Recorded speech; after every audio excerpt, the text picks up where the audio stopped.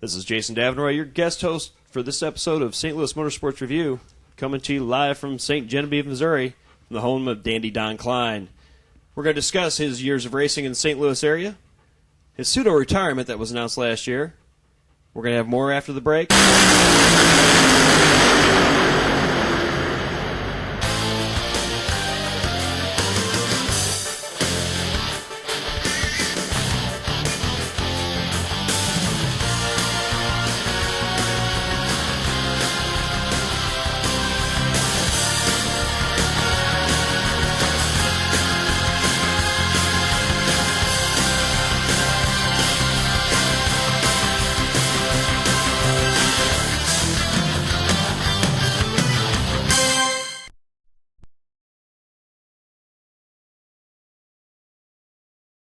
Here with Don and Duke. Donnie, I tell you, as a lifelong Don Klein fan, it's really an honor for me to be here today with you. I grew up watching you race over the years, and you were on the track long before I was even around. But your first win was 1957. First feature win. It was 1957, Chester, Illinois. Chester, Illinois, and your first championship would have been 59? 59 at Fredericton. And since then, you had, we figured, a little bit over 25, was it? And then we had championships? And the 17 Allied championships. And that was the overall championship. We were running 3 nights a week, Belclair, Peevely, and St. Charles Speedway. Right. Over the years, you've raced and rubbed fenders with some of the best in the business. Oh, yeah. I had a lot of fun doing that, too. So, Donnie, over the years, who would you say your best competition was? Well, there was quite a few, really. I mean, you go back, Carl Springer's one of the, I mean, he was tough all the time, and Kenny Shrum, well, Ray Eby, that was, and down here we had, when I raced down here, we had guys down here like Skyler Turner was a guy who was tough, and Tubby Black, man, me and Tubby had a lot of tough races when I raced down here.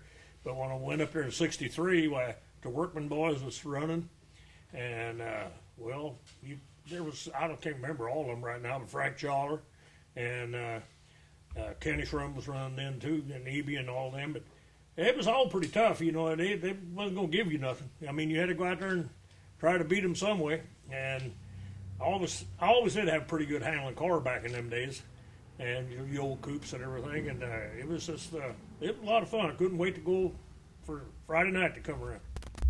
Back then, the racing was a little bit different. It wasn't about who outspent who. It was more about who out-engineered and who got the car to handle and get through the corners and that kind of thing, and everybody was using junkyard parts. I think what it really was, I spent a lot of time in my car, and everybody does, but I really spent I always tried to have a real good handling car, and I didn't break very much on the track or anything. There wasn't no pieces going to fall off of it.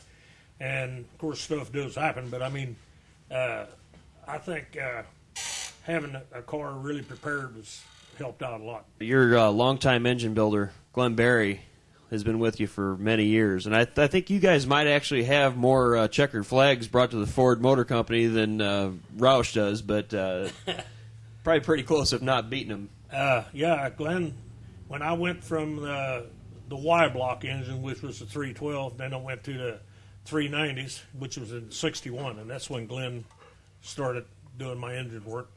And, well, he done the machine work, and we put them together. And anyway, to this day, I mean, just, well, actually, you might say right now, we go up there and put them together, and he do the machine work, and then we go up there and put them together. And it's a lot of fun, really. And he really treated me right on everything. Were you ever at a point where you actually had to drive a Chevrolet in a racetrack? Save mine broke down. I drove a Buick once, and I drove a Chevy a couple of times. Just out of necessity. But the best I ever done was second. Donnie, what was your favorite car that you ever drove? The favorite car, I guess, is the coupe, the one we restored. I drove it 8 years, and it was all homemade. You know, you made your own frames out of 2x4 tubing back then, and I guess it was my favorite car. It was it was a good car, and actually, where our rules was, where everybody run about the same thing. Except towards later years, I put a torsion bar suspension under the back of it, which was legal. You could do that. And that helped, and a few other guys went a few different kind of rear ends and stuff. But I think that there probably that was a big thing in it. Getting the car working real good. And it was a good car. That thing was really good. I know one year I won 32 features with it. Of course, I think we run 3 nights then. That's pretty good. Well, back in those days, you didn't have a finely manicured racetrack a lot of times. There were a lot of holes and a lot of ruts, and I mean, it was a matter of getting through those things to get to the front. Yes, I remember Belleville one night. The track was so loose, and it just kept digging out real bad. Well, they kept grading, and finally, feature we run in. Now Belleville's small, and we actually run inside. Well, where the tires was, they had tires stuck in the ground. And then we had little flags stuck on the inside, so you couldn't go in there except Springer. Carl did. He had a whole bunch of flags stuck in his springs when the race was so wet. But it wasn't too long. Kenny come along, and so they still had him tied to that tree, run around that tree in that go kart. But as he grew up, and I didn't get to race with him much till we went to Valley Park on the asphalt, and that was in. I don't even remember what year that was. But Seva Kings had a late model, and I drove it, and Kenny was driving the late model, the Western Auto Car. And he helped me. He knew more about the asphalt than I did. And so he helped me out on that. And then he got to drive my car one night at Belleville. I had some cracked ribs or something. I couldn't drive anyway. So he drove my Fiesta over there. And he had to run the semi. He won the semi. Got in the feature, had to start 12th back then, that's the way it was, or 11th. 13th. And another lap. Bobby Bazzelli won the race, but another lap he'd have had him. I mean, it was a good race. Of course, I had to run to each corner and tell him which way to turn. So about 4 or 5 years ago, Lake Hill had their reunion, and it's a racetrack that was dirt and then went to asphalt, and you guys ran there in the 60s and up to the 70s, I believe, wasn't it? Well, yeah. When I started racing there in 63, did we run till 66, I think, or 67. I don't know for sure what year it was, but in between time, they lengthened that thing out and kept it dirt. And everybody thought, oh, man, that's going to screw that place up, because it was probably about the size of Belleville. But you know what? It was all right. Had a little bit tighter corners. It was a longer track, so naturally the corners was the same. But they get you going faster, made it look like, but it was good racing. And then when we left there, we went to, there was a disagreement with Mrs. Heidel. And anyway, he was trying to get these late models going. And so it was just a thing people wanted to do. And then we ended up going to St. Charles, which was a good move for a long time. And my thing, I've watched some races at Lake Hill when it was on the dirt with their late models, and it was okay. But as far as I was concerned, when they put the asphalt on, that's when it screwed it up. And so anyway, later on, we come back and run on the asphalt. And it was different, but we was running on dirt on Friday nights at Belleville, and most of them just had one car, so you had to change that thing all over, put different springs on it and tires and everything else. It was a lot of work.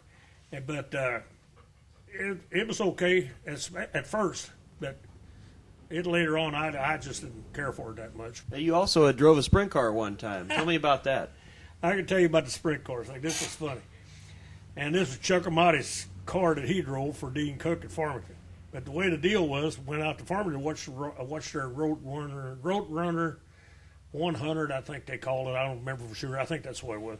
Anyway, Tubby was the hot dog out there then, and he was running this car, and Dean had his car there. And I said, who's driving that? Is Chuck going to be here? Nope, that's Tubby's extra car. We need somebody to qualify. You can qualify the car. I said, I ain't going to fit in that thing.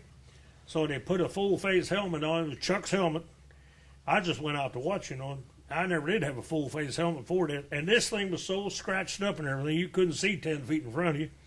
And so I just stuck that thing on my head and put me in that car. And a guy by the name of Bill Harteby, he was the mechanic on that thing, and he was from here in St. Genevieve, but he had moved to Farmington. So they put me in that thing, got me some hot laps, and went out there. Okay, your turn to qualify. This car had to be qualified because Toby didn't think his car would make 2 50-lap races. So he was going to jump in this one on the second 50 in case he needed it. So it had to be qualified. So I went out and qualified, ended up with fast time. I don't know how that happened, but I was sure holding on that steering wheel, I can tell you that. That thing had that big old wing on the top. I ain't never drove a car with a wing on it. But it was fun. And then they said, well, heck, you got fast time, Mills. We're running this out there. I said, there ain't no way I'm going to run 50 laps in a thing like that, because I had never been in a sprint car. So that's the way that ended up. But it was fun, too. First time in a sprint car, so that's fast time at Fredericktown. You got to remember it was a real good car. It was a real good car, and but it was fun. Nobody can say you're not a wheel man, Donnie. I don't care what you can be humble about it all you want, but well, you know what I mean. I guess because I went to my first race when I was 12 years old, and my neighbor Lee Riesinger, he was a crazy neighbor. I always call him my crazy neighbor, and he took me to a race at Cantwell. I had a track at Cantwell. And I knew right then I was going to have a stock car one of these days, or I'm going to drive one or something. Well, it wasn't about a little while later we went to another race, which was at Elvin's. And went out there, and I said, I'm going to have one of these then. Guess what we went out there in? He had a 34 Ford sedan. That's what we went out there in this thing. That's what he picked up a bunch of guys, younger guys from around River Falls where we really lived. And we went out there and watched that race, and I was sold on it, and I knew I was going to have one. And so when I was 18, me and a buddy of mine, that's Junior Golly, died not too long ago. But anyway, we was working together at the lime plant down here, and I said, let's go to Fredericktown and watch a race. Well, we went down there and watched it. On the way home, we said, we're getting a car. Well, we found this car at Evansville, Illinois. So we went over and bought it for $30. Had to put a radiator on it and a call. And, boy, we went racing. That was all right. Once that racing bug gets you, it's really hard to give it up. Now, I noticed that we still have a beautiful late model sitting here behind us. I got a feeling that we may see it next year. I know the retirement was announced. But aside from this, you do have the beautiful coupe that's been restored, and I understand we got a new power plant going together for it. Yeah, it's that's a 390 in there, but it's going to be a 427 in there right shortly. Of course, my engine builder, he's on the mend right now. You had to have a heart valve fixed. So anyway, when I had that thing up at Peevely, man, oh man, that brought back some old memories driving that thing. It's different. I mean, it was the same thing. Went around in circles, hold the steering wheel, hit the brake, and all that stuff. But it was a lot of fun. So, but it was a little bit underpowered. So, anyway, I'm going to stop you right there with that little bit underpowered part. I want to say that at one point, I think he had a straightaway and a corner lead on the entire field, if I'm not mistaken, and it was underpowered. You could have qualified that in the modified class today, I think, and run probably in the top 5 with it, if not won it. Well, the deal there was, I got in the front. I was going to start in the back and go way back because it's got a real good paint job on it and everything, and I didn't want it scratched up. I didn't want some nicks on it. So anyway, they lined me up in the front. That way they said, well, you got to take off. That way you won't have to pass nobody. Well, we got to the end of the feature. I had to pass some people anyway because we had caught some of the guys. And so I had to pass him anyway. And by that time, all of a sudden, I thought about Hammerly back there. And I knew he was back there somewhere. And so I said, I better get out of here. Well, I guess we'd have had a lot better race if we'd have started me and him side by side. But maybe that'll happen next year. You were definitely driving in a little deeper there at about the 3/4 way through the race. Oh, yeah. It was starting to feel real good. All these race promoters, they come up with some interesting things to try to fill the stands up. Now, when you're a driver who's winning a bunch of races, one of the things that they'll sometimes do is put a bounty on a driver. Next person to knock him off the top of the mountain is going to get a little extra money in their pocket. I understand there was something that happened with you and that down at Lake Hill. Yeah, we went up there, and I was winning quite a few of the features up there on that asphalt. But anyway, they come up with this bounty thing. I think it was, I don't know, $50 or $100. I don't remember sure what it was. And I had the impression that if nobody beat me, then I'd get whatever the bounty was. And so anyway, as it turned out, the first night went out there, well, all of a sudden I got taken out.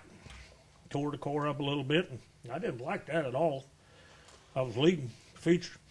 And, Do you remember who that was that took you out? Yeah, this guy from St. Charles. Yeah, it's all over with now. But anyway, he was trying hard. It was Kenny Shrum. But anyway, I thought, well, okay, that's over with. Well, it was till the next week. And it happened again. I said, And who was it that time that took you out that time? yeah, the same guy. Yeah. Shrum, you say? Yeah. Ken Shrum. I think that's what I said. But anyway, I went up and told the promoter, I said, I'll tell you what I'm going to do. I'm going to go home and fix the car, but if that bounty's still all next week, I'm just going to park it there. I ain't going to race it. Well, we got to race, but the bounty was gone. That was the end of the bounty. Well, another one of your favorite tracks to run at was St. Charles Speedway, another track that's closed down over the years. Let's talk a little bit about that, Donnie. Okay, St. Charles, it was the fastest track around here because with the banks and the corners was longer. But you had to run high on that track. And, I mean, the way our cars was, they was 3,000-pound cars, maybe even more than that. But, I mean, you had to run on top. To pass on the bottom was almost impossible. If you were a little lucky, maybe you rubbed a little bit, you could do it, but it was tough. You had to run high. And it was, in fact, one night, me and Jim Thompson, I think it was, he was ahead of me, and I was getting under him a little bit. Not much, but anyway, he went up and hit the wall. He was running on the high side. Hit the wall, car flipped over, his back bumper and stuff, when it come right down on my roof on the coupe. And boy, it looked terrible. That thing, but it didn't tear nothing else up. The body it just tore the heck out of the body. But anyway, it didn't hurt nothing else. Well, the race was stopped, and we relined back up, and I got a picture. I won the feature that night.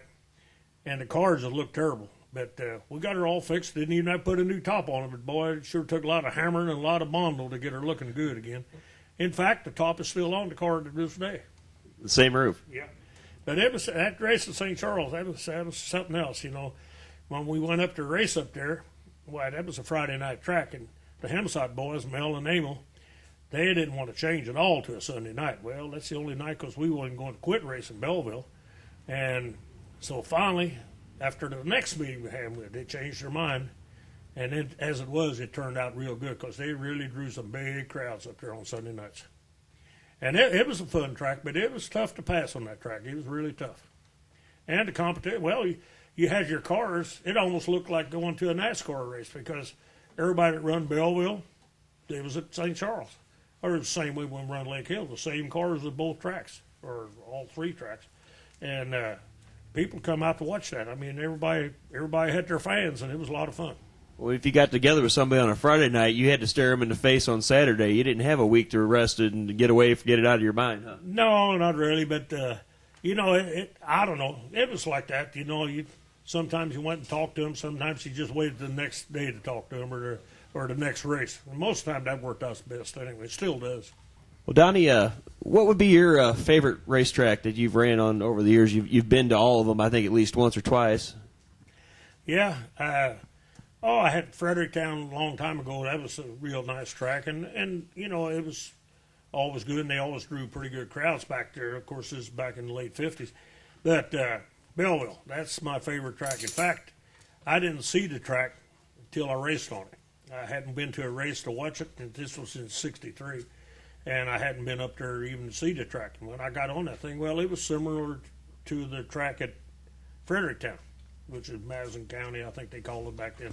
But it was real similar to that. And, boy, I got on that thing, and I liked it right off the bat. And actually, to this day, it's still my favorite track. The last 2 years, that's the only play. I cut down to one night a week, and I took, you know, that track is what I like about it. The track is, it costs you a lot less to run that track than it does almost any track around. I don't know about Highland. I didn't run Highland that much at all either, but it's easy on tires, and sheet metal, you might bend up a little bit of that, but, you know, it's other than that, it's been my favorite track, and I've had a lot of good luck over there. Well, it's a driver's track, I think Belleville is, and it seems like things happen very fast when you're in that small confines, but there's still enough room out there to get away from people, and if you have to, and run somebody clean for a lot of laps. Now, I remember as a kid going down to the races and watching, and there was this one pit crew that used to come in there all the time. The guys had white pants on, white shirts on, and a big number 28 on the back, and it looked like they came off the pit road at Daytona. I mean, they could have passed for the Wood Brothers. If they ever went down there, they didn't need credentials. They could have snuck on in, I think, and got a spot in line. They get Best Appearing Crew back then, awards away. I think I got it, 72 times or something? I don't know. We got it a bunch, but actually what got me going on that, if you remember the Wood Brothers back in the early NASCAR days, they always had the best-looking pit crew and everything else, and we started wearing that white. It wasn't white when the races got over with, but, I mean, we started off on a good note anyway. It's been a lot of fun. And, doing it for 57 years, and always, I'm going to probably race a little more, but not much. But the thing about it is I always when I retired from work, which was 10 years ago, well, when you going to quit and retire from racing? I said, when I get too old to work on the car. Well, guess what? It caught up with me. I'm getting too old to work on the car. I can't get off the creeper no more. And I'm going to hang ropes in here so I can get off and on that creeper and pull myself up. But guess what? I screwed my arm up, and I can't pull myself up no more. So I don't know, the rope deal may have to wait. It's in you. You know how it is. You've been it, and now you're doing announcing. You got the easy job now. It saves me a lot of money doing this deal, actually. Yeah. And your clothes don't get dirty. I occasionally fall down, but yeah, it's not too bad. What did you think when we decided to go late model racing versus the old modifieds? Well, it was. I remember when it first happened, and it's when this UMP thing started, and I thought, well, I wasn't for it, not really, but I got to see some of them races, and it wasn't really that. I found out it wasn't that much different, except the cars are a lot lighter and things like that. But I mean, as far as like it at first, no, I didn't like it, but I got used to it real quick, and it's okay. It's okay. Does that an extra night of work doing body work on the nose and that, don't it? Well, actually, these cars, the way they are now with these aluminum bodies and everything, they're easier to fix than what them old cars was, because them was old steel bodies, and you couldn't just take the side off of it, throw it on a piece of belting, walk around on it, hammer it out, and hang it back on there. You got to weld on them things and everything else. Yeah, it was. There was a little more stuff to tear up on it, but I mean, it's easier to fix. What do you see as the future of our sport? Well, it's got too expensive. That's everybody knows that, and I don't know how that's going to be fixed, but that's part of the problem. That's like I said a while ago. You can run Belleville over about less than half of what it costs you to run some of the other tracks, and a little short track like that, because it's not that hard on the equipment as far as your motors and rear ends and stuff like that. But it's cost money. You better have some good sponsors, and I've had that over the years. I've really had good sponsors, forever. And wouldn't have been for that, I'd have been out of racing a long time ago. But it's actually too damn expensive the way it is. Well, Donnie, what are you going to be doing with your Fridays and Saturdays here now that you're officially retired as a driver, even though you might make a few pop-in shows here and there? Well, what I'm going to do is I'm going to be at the racetrack Friday and Saturdays. Maybe I might skip a day or so once in a while, but I'll be at the racetracks, and I'm going to watch all them other guys. When they screw up, I'm going to tell them what they done wrong. And I'm going to tell them, because I've done that same thing a few times. That's part of it. And other than that, I'm just going to go and watch the races. I like to watch races. In fact, when my car wasn't tore up or anything, where we didn't have too much to it, I'd be up there watching them races. And I like to watch them. And I got, like I said, Tyler and Paul over there. I can tell them a few things. And Matt down there, Matt's a good buddy of mine, Matt Maverick. And sometimes I got to tell him a few things too. So anyway, it's going to be a lot of fun. I'm going to be at the racetrack. That won't be no problem. St. Louis Auto Racing Fan Club gave you a pretty special award this year. I was at the banquet. They really do a neat neat deal for the area champions, and they had honored you with a Mike Muir Award this year. Yeah, that was an ambassador award. Well, I didn't know nothing about it really, and when they said that, well, I got up, everybody stood up and all that stuff. Well, went down there, and McGinnity was he was the MC down there, and anyway, I got up there, and first of all, I should have had a few more beers to drink, but he talked too much, and there wasn't no beers served, and so I couldn't. I didn't know what to talk about, and I didn't. If I'd have knew something about it, I just run out of words. I didn't know what to say, but I really appreciate it. After everything was over with, then I knew what it was, and well, I knew what it was before, but I just couldn't get it out in words. But yeah, that's a special award, especially with Mike's name hooked to it, because he was one heck of a announcer. And one heck of a guy, really. And we really going to miss him. I mean, everybody's missing him. But yeah, that was a good award. I really appreciated that. Talk about Don Klein Racing without talking about the current owner of the coupe, the matriarch of the family, Blanche. Yeah, darn it. She went to all the races. Didn't miss a race except when her sister died. She missed a race, and when Billy was born, he was the last one. Didn't miss a race, none of them. And anyway, here later, she had a back operation, didn't turn out very good, so she don't go to too many races now. Anyway, one year at Christmas, we had our Christmas over by a nephew's shop, and they got a lot bigger shop than I got. And my turn for my present. Here, Santa Claus rolled this coupe in.